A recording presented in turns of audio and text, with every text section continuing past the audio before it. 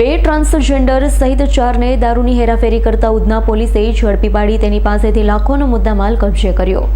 સુરતની ઉધના પોલીસ તહેવારોને લઈ પેટ્રોલિંગમાં છે, ત્યારે સુરત પોલીસ કમિશનર અનુપમસિંહ ગહલોત તથા ખાસ પોલીસ કમિશનર સેક્ટર 1 વાબાગ ઝામીર તથા નાયબ police commissioner zone 2 doctor Kanan Desai અને નાયબ police commissioner C division Chirag પટેલના આદેશથી ઉધના પીઆઈ એસ.એન. દેસાઈ તથા સેકન્ડ પીઆઈ જે.એસ. દામરે અને પીએસઆઈ એમ.કે. ઈશરાણીની ટીમના અરનામ પોલીસ કોન્સ્ટેબલ પ્રદીપભાઈ તથા જીવનદીપસિંહ અને કલ્પેશભાઈ બાતમીના આધારે ઉધના મઢીની ખમણી સામે ખુલ્લા પ્લોટમાંથી વેગન કાર સાથે 2 ટ્રાન્સજેન્ડર ચેતન ઉર્ફે ઈશિતા કુંવર દરજી અને ડેઝી કુંવર નિર્મલા કુંવર અને અજય ધીરુ પટેલ તથા કિશન ગગજી બાવળિયાને ઝડપી પાડી તેની પાસેથી 1,43,000થી વધુની કિંમતના વિદેશી દારૂ સહિત કાર મળી 4,43,000થી વધુની મત્તા કબજે કરી છે।